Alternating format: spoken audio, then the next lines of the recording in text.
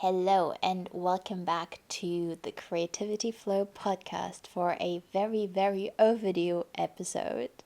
I hope we're all doing well. At the time of recording, it's the spring equinox, so happy spring to everyone. It's the season of growth and bloom and planting seeds and taking action, so I hope you're going to make the most out of these coming months.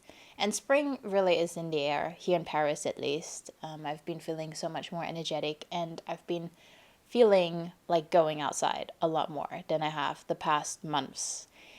But about today's episode, so I've started teaching yoga again over the last weeks, and I added yin yoga to the mix, which is a style of yoga I've really grown to love more and more. And I've been finding myself having to explain a lot more to people what yoga actually is and what it's about. I think there are different yoga related terms that people will just know, like a downward facing dog, sun salutations, namaste, tree pose. But I think there is still so many misconceptions around that I would love to address today. And I think one of the biggest one, for instance, is that you have to be flexible in order to do yoga, in order to be good at yoga. There is no such thing as being good at yoga, really. Because yoga is not about being able to touch your toes or contorting yourself into a fancy looking pose. Nothing magical will happen when you're able to do the splits or put your leg behind your head or anything.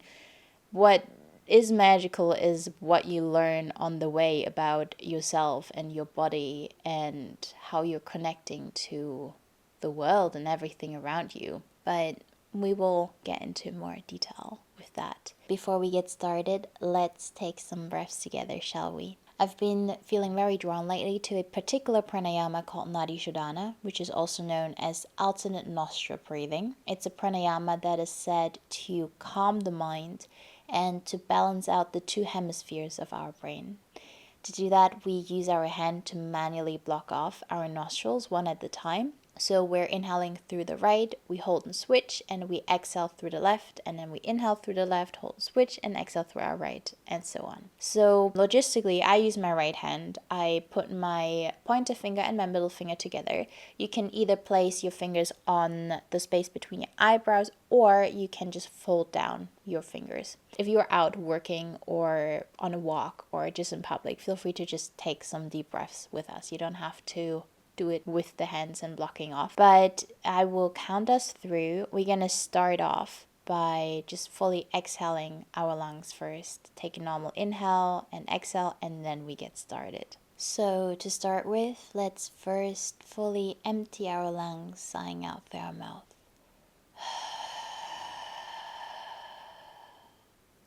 Take a deep inhale through your nose and hold at the top. And now slowly sigh it out through your mouth.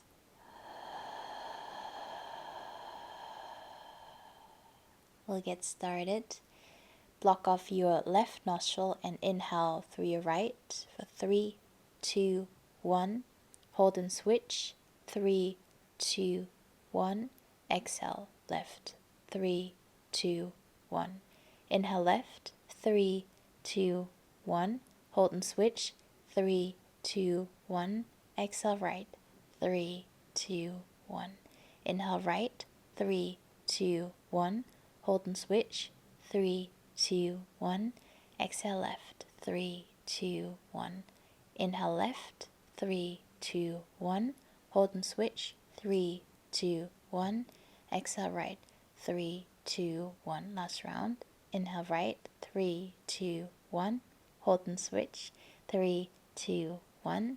Exhale left. 3, 2, 1. And now release and just come back to your normal breath. Close down the eyes if you would like. And just linger here for a moment and observe. How are you feeling? Did this exercise have any effect on you? Maybe it did, maybe it didn't. Either way is fine. We're just observing. If you had your eyes closed, Gently blink them open again. Welcome back. So let's get started with the episode. To give you a little bit of context, I've been practicing yoga for over a decade now. My very first yoga class I had in Canada when I was 16. I did a high school program over there for 2 months and I took dance. And in that dance class, we had yoga. So that's where I did my first ever downward facing dog. And then after a decade in 2023, I believe, that's when I did my first 200-hour teacher training in Paris. And then last year, I was teaching on a weekly basis for a while before taking a bit of a break. And it's honestly been such a joy to get back into teaching.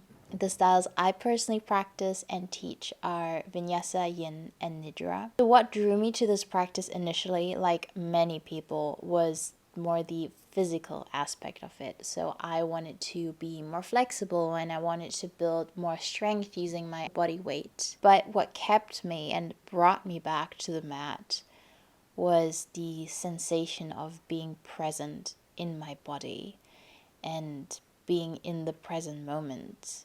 It's a unique type of flow state because you're consciously connecting with your breath and with your body in a way that you otherwise don't really do. And in comparison to, say, dance, for instance, it's not about how you look, it's all about how it feels and all about adjusting and finding something that works for your body. So you're not trying to use the body to put yourself into a certain pose. You're trying to find a pose that works for you in that very moment. And you do so with empathy. The word yoga itself is Sanskrit and means to yoke, to unite, or to connect. So the idea when you practice yoga is that you always join two parts together, be it your body and your breath, or your mind and the present moment. It's a practice that originated in India over 5,000 years ago, and supposedly it was originally a practice by men for men, which means that women in ancient India were not allowed to engage with the yoga practice, which is pretty funny considering the majority of practitioners these days in the West identify as female. There are a plethora of classical texts that you can choose to study if you would like to go deeper into the philosophy of yoga. But one of the most popularized ones are the Yoga Sutras by Patanjali. And that is a book of aphorisms compiled by Patanjali, who was a scholar. And essentially, he traveled around India and he studied various gurus and their practice and interviewed them and then compiled all of his knowledge and his observations into his book. And if you look into the ultimate goal of yoga, which is something that people have been asking me, you will come across a Hindu concept called moksha, which roughly translates into liberation of freedom by essentially uniting your body, mind, and soul with everything around you and above you, because everything is interconnected. So you're just reintegrating yourself into that bigger consciousness. I mean, do with that what you will. You do not have to believe in that in order to practice yoga and reap the multiple benefits that come with having a yoga practice. There are only good things that can happen from practicing yoga.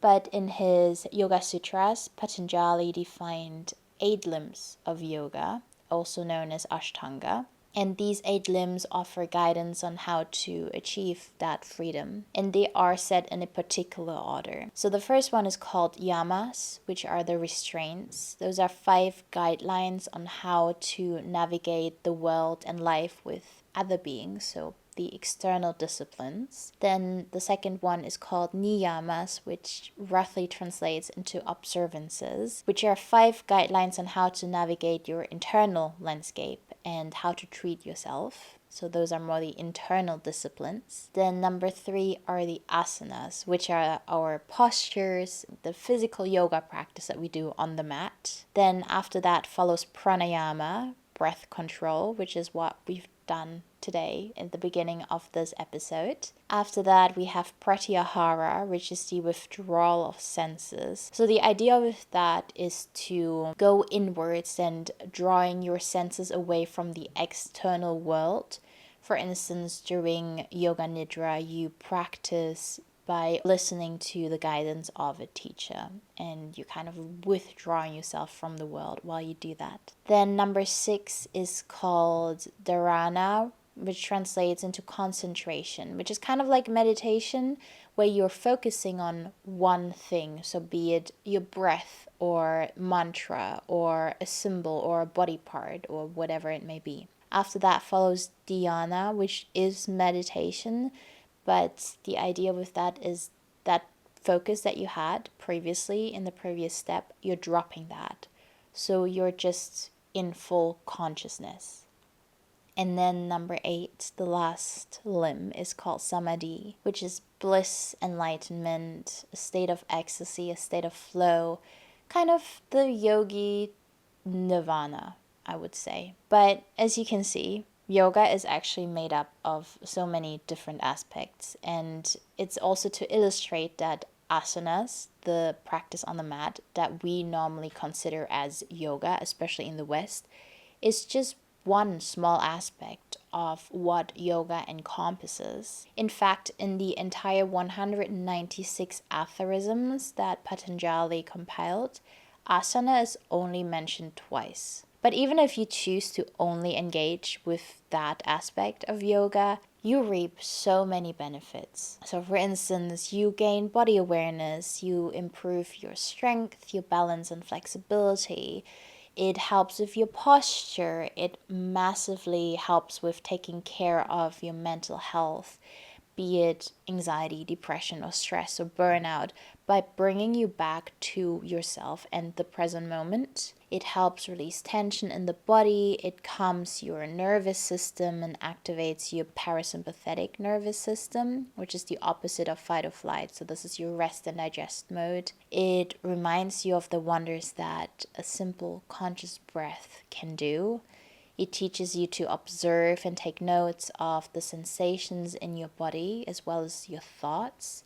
It reminds you to approach things with curiosity and compassion. It encourages you to listen to yourself and connect deeper with yourself. It helps you relax and can improve your sleep and so many more things. But the physical aspect of yoga itself was actually used to prepare the yogis to sit in meditation for long hours. Because if you've ever attempted to meditate and just sat in the middle of a room, not leaning your back against anything, you will have found that it's really hard. And it's not even about just sitting still, it's about your body starting to ache because your back might not be strong enough. So your posture is awful and you start to round your back. So your back starts to hurt, and then your hips might hurt, and then your knees, or you might have pins and needles in your feet and legs. It's not easy. It's really not easy. But that's why the yogis used to do yoga, used to practice asanas. It is worth noting that there is not a single original style of yoga from which other styles of yoga originated. One metaphor that I often hear is that yoga is not a tree.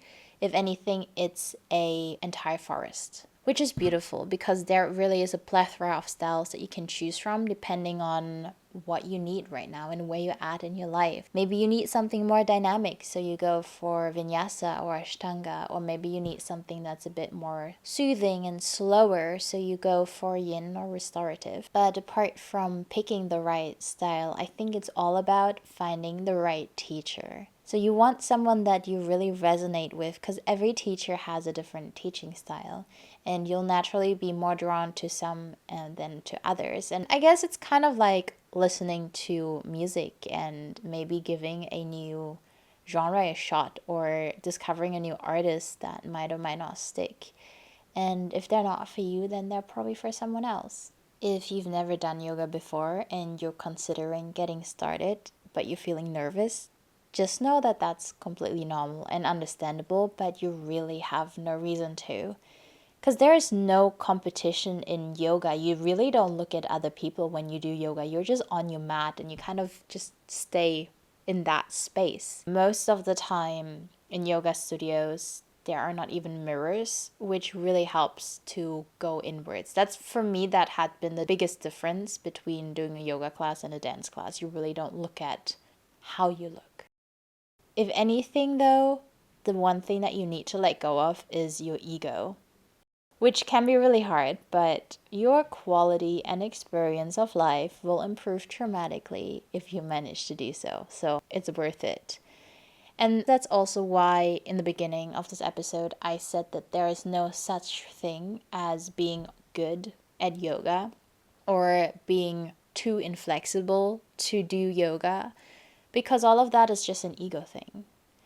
What you really need to get started is an open mind and curiosity. In terms of your first yoga class, I definitely recommend trying out both online and in-person classes, and really try out as many classes as you can so you can really get a grasp on what does and doesn't resonate with you. Because there are so many different types of yoga and so many different teachers and teaching styles. There is something that works for you, but there will also be a lot of things that won't work for you, and you won't know until you try it out. When you go to an in-person class, normally the teacher will ask in the beginning whether there are any beginners, but if you're uncomfortable, you can always approach them yourself in the beginning and just introduce yourself and tell them that you're a beginner, and they'll take care of you. You don't need any fancy yoga clothing, just something you can move in. Even pajamas can do the job most of the time, really. And I will point out, though, that most often yoga classes that are offered at the gym are not real yoga classes. If anything, they are very often, not always, but often more just stretching or mobility based workout classes. So keep that in mind. Nothing wrong with giving that a go, and I'm sure there are actual gyms with great yoga classes, but that's my experience from what I've observed. Me personally, as I mentioned before, I had an in-person introduction to yoga when I was in Canada, but then I ended up practicing mainly online because there weren't many studios around at the time, and I managed to build up a pretty strong practice just through that. So my first online teacher, as I remember, was Tara Stiles, and she's the founder of Strala Yoga. I randomly found her through some YouTube videos back in like 2013, and I practiced with her, and that's how I got started.